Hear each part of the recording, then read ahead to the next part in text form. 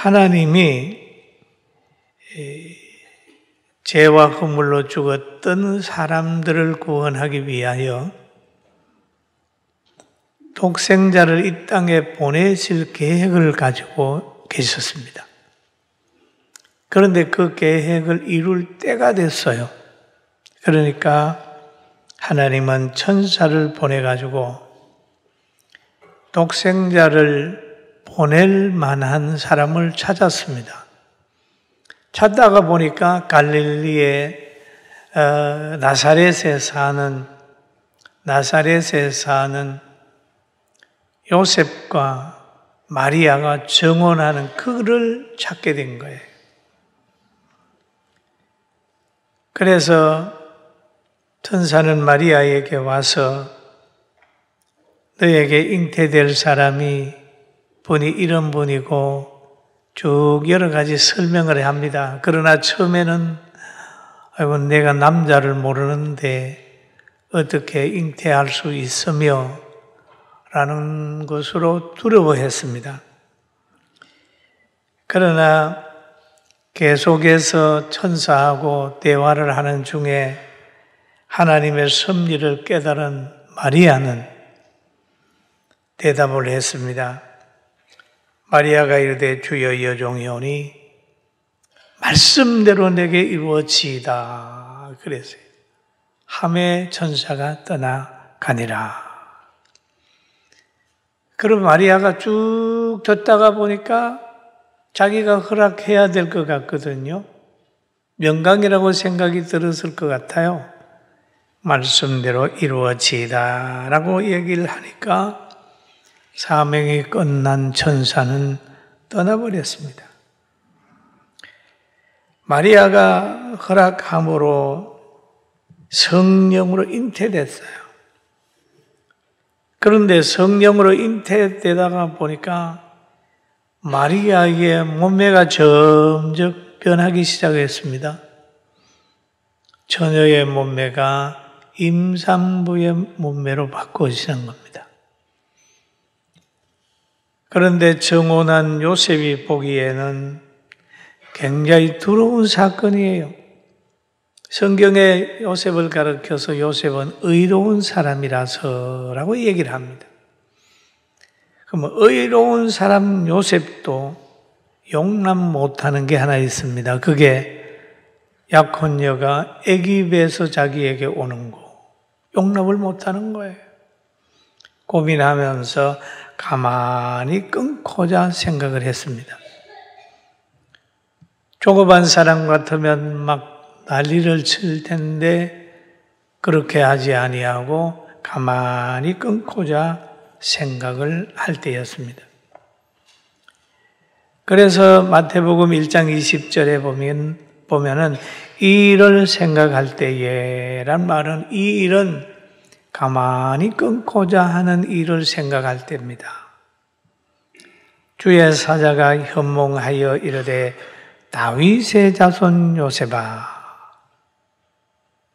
다윗의 자손 요셉아 라고 얘기를 하죠. 내 아내 마리아 데려오기를 무서워하지 말라. 그에게 잉태된 자는 성령으로 된 것이라 말합니다. 그러니 요셉이 주의 사자의 현몽을 들은 후에 생각이 바뀌었습니다. 부정한 여인이 아니라 하나님의 영으로 잉태된 거구나 라고 생각을 바꾸게 됩니다. 그리고 또 잉태된 아이의 사명을 요셉에게 설명을 합니다. 아들을 낳으리니 이름을 예수라 하라. 이는 그가 자기 백성을 그들의 죄에서 구원할 자이심이라 라는 말씀을 했어요. 그 요셉이 지금 주의 사자의 현몽으로 해서 예수님을 알게 되고 그 오신 분의 사역을 알게 되는 겁니다. 그래서 현몽한 대로 마리아를 데리고 와서 함께 살았지만은 출산할 때까지 동침하지 않았습니다. 동침하지 않아. 그리고 더불어 살고 있는데 가이사 아구스도가 영을 내려 말합니다. 천하로 다 호적하라. 호적할 때에 고향으로 가서 출생 근거를 찾아내야 되잖아요. 그래서 그 말을 들은 모든 사람들이 호적하러 각각 자기 고향으로 돌아가매 요셉도 다윗의 집 족속으로 갈릴리 나사렛 동네에서 유대를 향하여 베들레헴이라고 하는 다윗의 동네로 그 약혼한 마리아와 함께 호적하러 올라갔다. 그런데 마리아는 잉태되는데 출산할 날이 가까웠어요. 근데 여기에 보면 베들레헴은 메대한 얘기가 룻기서에 나옵니다. 나오미가 베들레헴에 살다가 흉년이 들어서 저 모압으로 이사를 가요. 흉년을 피해 이사를 갔는데 이사를 가가지고 한 10년 거기에서 살다가 보니까 자기 아들 말론과 기론도 결혼을 했는데 죽어버리고 남편도 죽어버려서 새 여인만 남게 되는 거예요. 다시 베들레헴으로 돌아오는 겁니다. 나오미가 돌아오면서 두 자부보고 하는 말이 있어요. 너희는 돌아가라. 다시 돌아가서 좋은 남자 만나서 잘 살아라. 얘기를 했는데 그 룻기는 말합니다. 어머니의 백성은 나의 백성이 되고 어머니의 하나님은 나의 하나님이 되고 어머니 있는 곳에 나도 있고 어머니 죽는 곳에 나도 같이 거기에 죽겠습니다. 라고 하면 아주 각오를 해가지고 나오미를 따랐어요. 나오미는 이제 남편 아들 둘하고 같이 모압으로 이사 갔는데 돌아오는 길에는 이 룻기 한 사람하고 둘이 돌아오는 거예요. 베들레헴으로 돌아왔어요. 베들레헴에 오게 되니까 이 룻기가 늘 이제 룻이 보리의 삭을 주어서 나오미를 잘 공개를 하게 됐어요. 그러다가 나오미의 주선으로 보아스를 만나게 됩니다. 룻이. 보아스를 만나가지고 아기를 낳는데 오벳이라고 하는 아들을 낳았어요. 오벳이라고 하는 아들을 낳았는데 오벳이 또 아들을 낳았어요. 그러니까 그 아들의 이름은 이새입니다. 이새가 아들을 놓으니 다윗이었어요. 그래서 바로 요셉은 이새의 줄기에서 다윗이 태어나고 여기에 후손이기 때문에 호적하러 베들레헴으로 지금 가고 있는 겁니다. 그래서 요셉은 다윗의 족속이 베들레헴에 가게 됐어요. 마리아와 함께 나사렛에서 출발해서 베들레헴까지 갔습니다. 요셉과 마리아가 이제 다윗의 고향, 자기 고향으로 지금 가서 호적을 하는 그런 과정에 있습니다. 그런데 잉태하기까지도 보면은 처녀가 잉태하여 아들을 낳으리니 라고 얘기를 했는데 성경에 보면은 출산하는 장소도 예언되어 있단 말이에요. 잉태하는 예언은 이사야 선지자를 통하여 처녀의 잉태를 얘기를 했는데 미가 선지자를 통해서는 예수님이 어느 지역에 태어난다고 하는 예언을 했어요. 미가서 5장 2절에 보니까 베들레헴 에브라다야 너는 유대 족속 중에 작을지라도 이스라엘을 다스리는 자가 내게로 나올 것이라. 그는 그의 근본은 상고의 영원에 있느니라. 예수님을 얘기를 하는 거죠. 그래서 마태복음 2장 6절에도 보면은 헤롯이 박사들을 불러가지고 예수님이 어디에서 태어났느냐고 물었을 때에 바로 이 성경을 인용하면서 가르쳐준 내용이 있었습니다. 그래서 요셉과 마리아가 이제 나사렛에서 베들레헴으로 가는 거예요. 베들레헴으로. 그 베들레헴에 가는 것은 그 말씀에 의지해서 가는 게 아니라 호적하라고 해가지고 행정력에 밀려가지고 지금 쭉 가고 있습니다. 그런데 호적하러 가게 됐는데, 그러면 가다가 그런 가정 속에서 출산날이 가까워 왔어요. 여러분, 출산하는 거는요, 자신도 언제 나오는지 모르고 또 옆 사람도 언제 나오는지 모릅니다. 출산은 그런 거예요. 그래서 마리아도 지금 급한 거예요. 여간에도 있을 곳이 없고 그냥 진통이 오게 되니까 마구간으로 들어갔습니다. 마구간으로. 여러분, 마구간이 있다고 하는 것은 그 집에 주인이 있다는 거예요. 그런데 이 두 사람이 들어가서 마구간에서 아기를 놓는데도 그 집 주인이 나와서 우리 방에 와서 아기 놓으세요 하고 불러들였다면 얼마나 좋겠어요. 그런데 마구간에서 아기를 놓고 그 강보에 싸가지고 말구유에 놨다. 그렇게 그 내용이 바로 예수님 성탄에 우리가 깨닫는 거죠. 예수님이 이 땅에 오신다는 소식이 기쁜 소식이고 예수님 오신 것이 최고의 기쁜 소식이에요.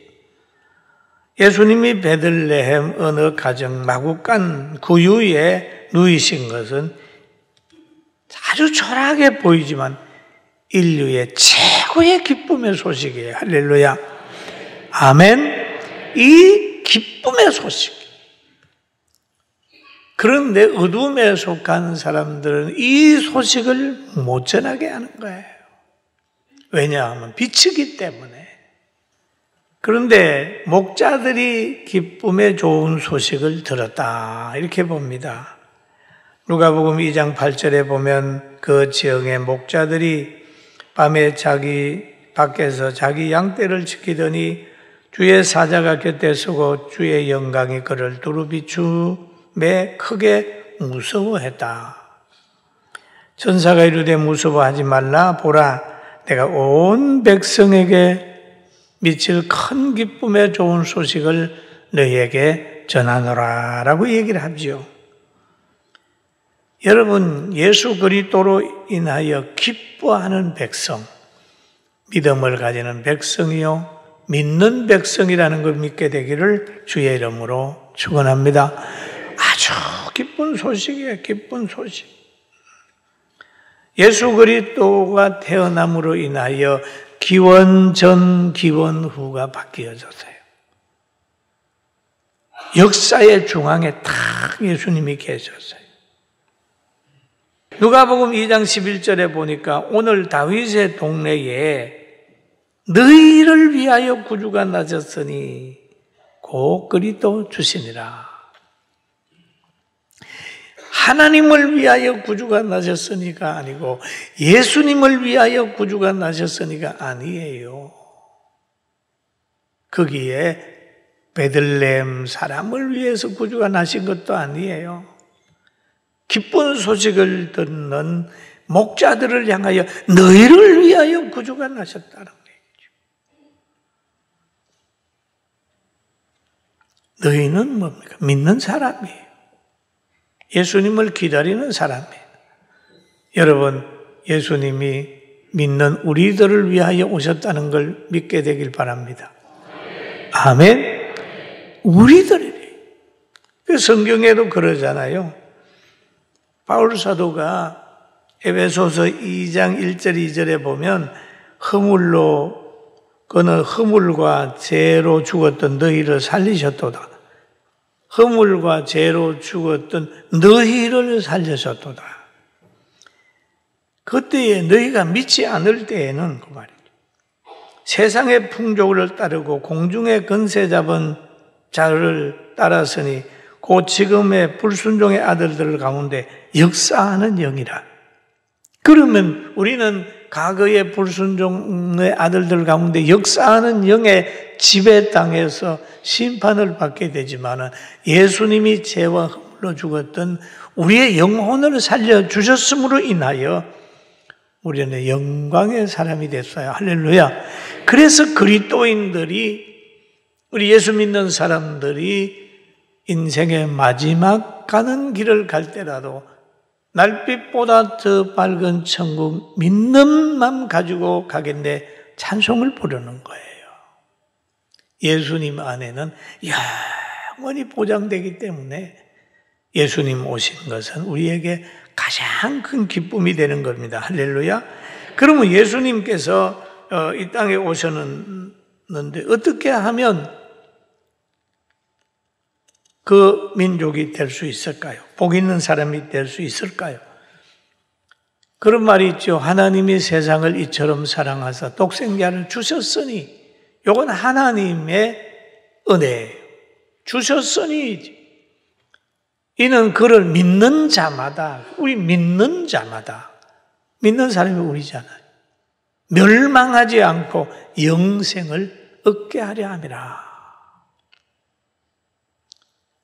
믿는 자마다. 그럼 믿는 자마다. 오직 예수님을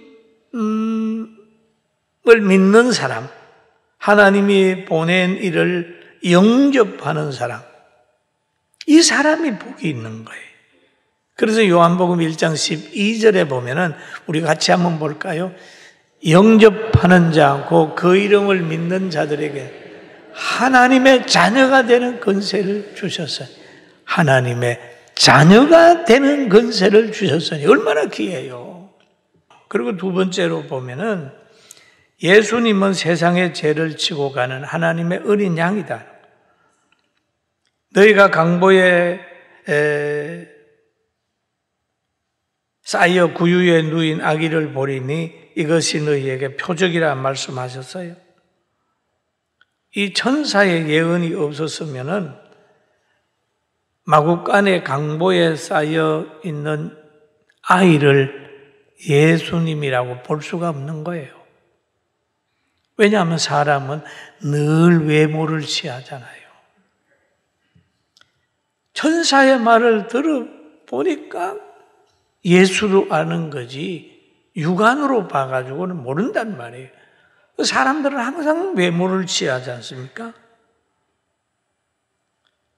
그리고 이사야 선지자도 태어나는 예수님에 대해서 이사야 53장 2절에 말하고 있어요. 그는 주 앞에서 자라나기를 연한 순 같고, 연한 순이 힘이 없어 보이잖아요. 마른 땅에서 나온 뿌리 같아서 고운 모양도 없고 풍채도 없은즉 우리가 보기에 흠모할 만한 아름다운 것이 없도다라는 얘기를 하죠. 그 예수님의 모습이거든요. 그리고 세례 요한은 또 요한복음 1장 29절에 보니까 요한이 예수께서 자기에게 나오심을 보고 이르시되 보라 세상 죄를 지고 가는 하나님의 어린 양이로다 라는 표현을 하고 있습니다. 여러분, 우리가 하나님의 말씀을 보고 성경적 세계관을 가지고 선악을 분별하는 지혜가 있기를 주님의 이름으로 축원합니다. 우리가 생각해 보면 믿는 사람이 좀 초라하게 있어도 그 사람 초라한 사람 아니에요. 교회가 좀 초라하게 보여도 세상의 왕궁보다 훨씬 더 미리 하는 거예요. 이런 가치관이 들어있어야 됩니다. 시편 기자는 이런 얘기를 합니다. 84편 10절에 보면 같이 한번 볼까요? 주의 공정 한 날이 다른 곳에서 첫날보다 나은 점, 악인의 장막에 사는 것보다 내 하나님 성전에 문지기가 있는 것이 좋사오. 이런 가치관이 생기는 거예요.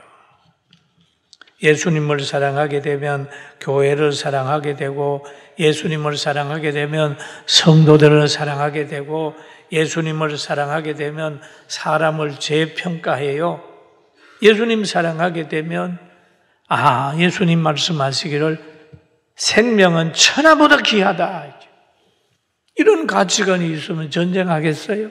안 하잖아요. 그리고 예수님이 이 땅에 오셨는데 그분은 만왕의 왕으로 오셨습니다. 그러나 세상 사람들 보기에는 너무 약한 분으로 보여져요. 그러니까 우리는 천사의 말을 듣고 분별력을 가지고 살아가야 됩니다. 그리고 예수님이 마구간에 태어나고 말구유에 눕혀졌지만은 다른 사람 동원해가지고 축하하라 그러든지 찬양대 못 만들잖아요.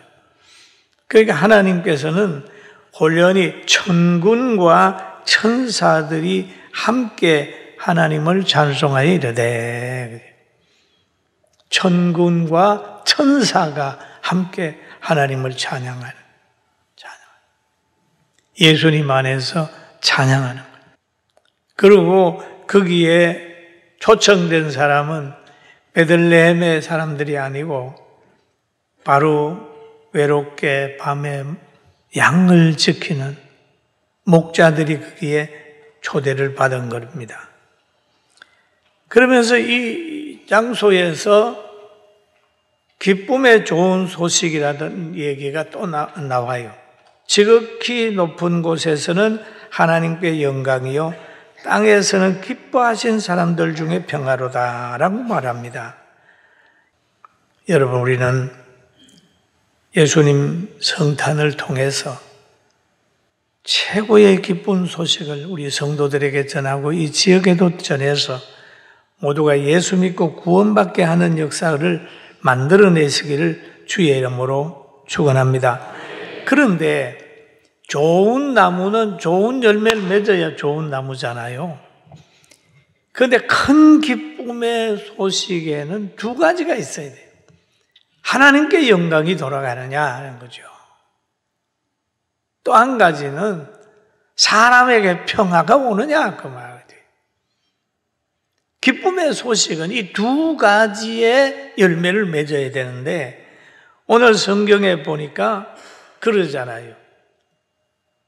하늘에는 영광이고 지극히 높은 곳에는 하나님께 영광이고 땅에서는 기뻐하심을 입은 기뻐하신 사람들 중에 평화로다, 평화로다.